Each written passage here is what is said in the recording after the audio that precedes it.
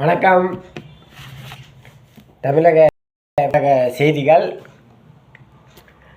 தலைவர்கள் இன்று 120 மாவட்ட செயலாளர்கள் 120 மாவட்ட செயலாளர்களை அறிமுகப்படுத்தி வைத்து பனையூரில் அறிமுகப்படுத்தி வைத்து அவர்களுக்கு வெள்ளி நாணயம்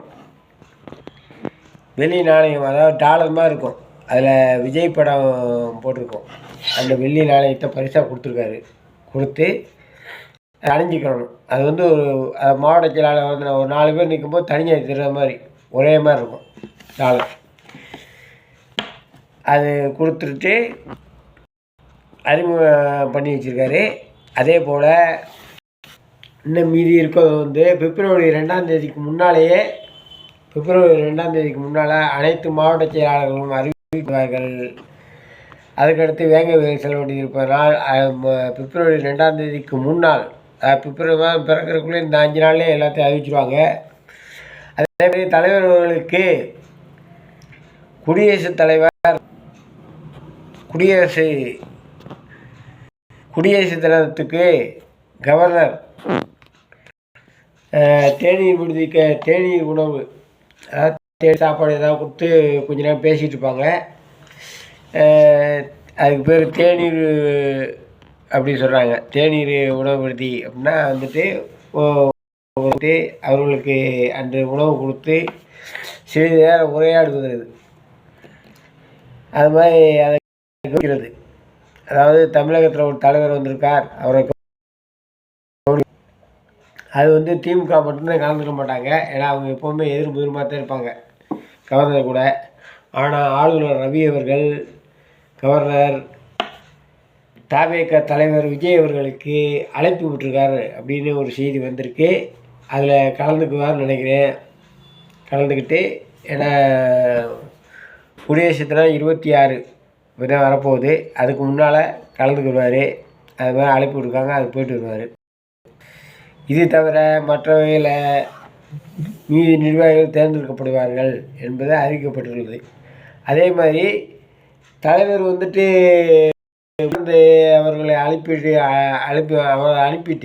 அதுக்கப்புறம் வந்துட்டு மாவட்ட செயலாளர்களை தனித்தனியாக கூப்பிட்டு பேசியிருக்காரு மாவட்ட சட்டம். இதை வந்து ஒரு சில செய்திகள் தவறாக போட்டிருக்காங்க. ஏன்னா புஜியானந்த போக சொல்லிட்டு தனியாக பேசுகிறாங்க அப்படிங்கிறது அப்படிலாம் கிடையாது.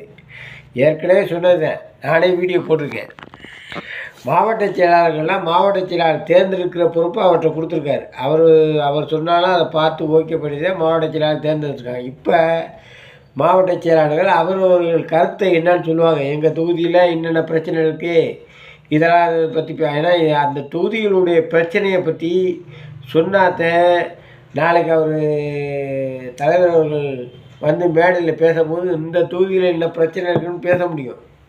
அதுக்காகத்தான் மாவட்ட செயலாளர்கள். மாவட்டத்துக்கு முன்னே அவர் அந்தந்த தனித்தனி பொறுப்பு. இந்த மாவட்டத்துக்குள்ளே எங்களுக்கு என்னென்ன வேணும், ஏரி குளம்லாம் நீ தூர்வாராமல் இருக்கா, தூர்வாரணும்.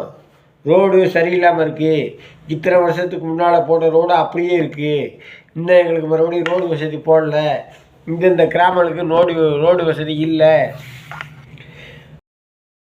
பள்ளி தான் இருக்குது, ஆரம்ப பள்ளிகள், அதாவது 5வது வரைக்கும் பார்த்தீங்களா அதான் இருக்குது அப்படிங்கிறதெல்லாம் தெரியப்படுத்துவாங்க. அரசு பள்ளிகள் எத்தனை இருக்குது.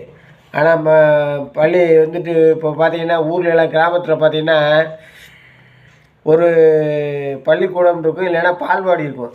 அதில் வச்சு எல்லா குழந்தைகளும் ஒன்றா வச்சு 5வது 4வது தனித்தனியாக பிரித்து எல்லாம் 15 உட்கார வச்சு ஒரே டீச்சர் வந்து சொல்லி கொடுத்துருவாங்க. அந்த மாதிரிலாம் இருக்கும். அதெல்லாம் வந்து தெரியப்படுத்துறது யாருன்னா இந்த மாவட்ட செயலாளர் பொறுப்பில் இருக்கவங்க எல்லாத்தையும் கணக்கு எடுக்கணும்.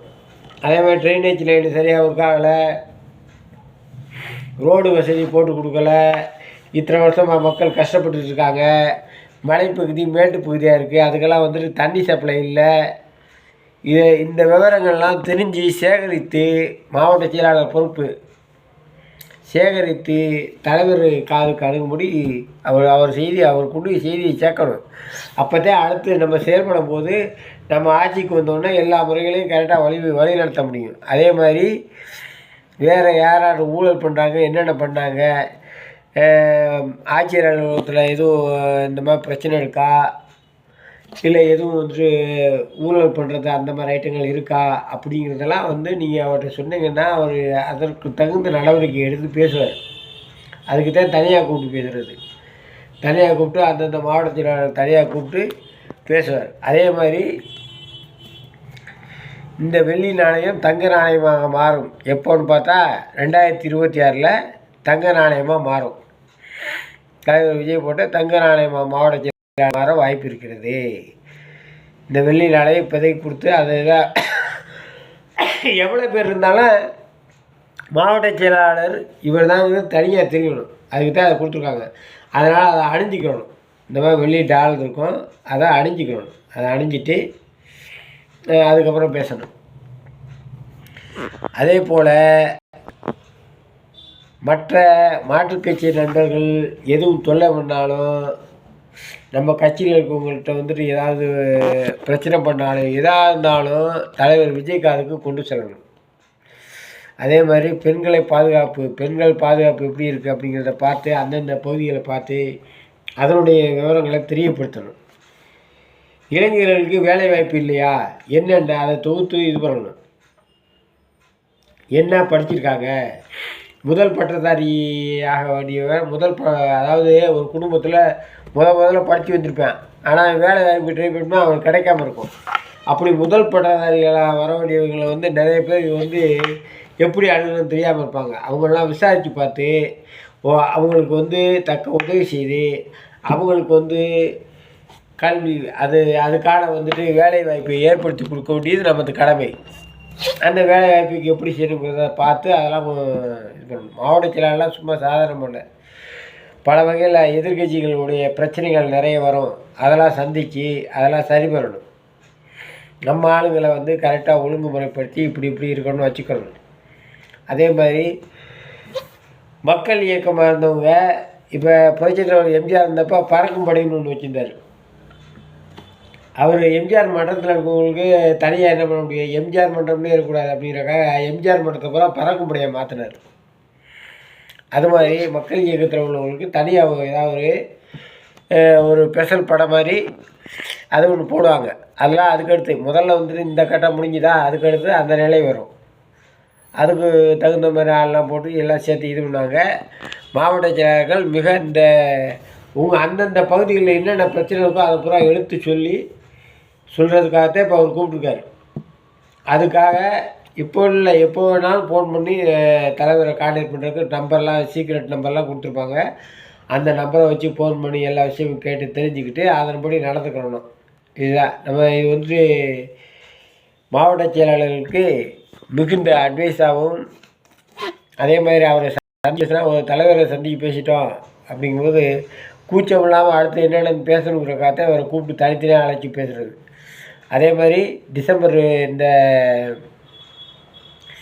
26 தேர்தலுக்கு இன்னும் 14 மாதம் இருக்குது. இன்னும் 14 மாதம் தான் இருக்குது.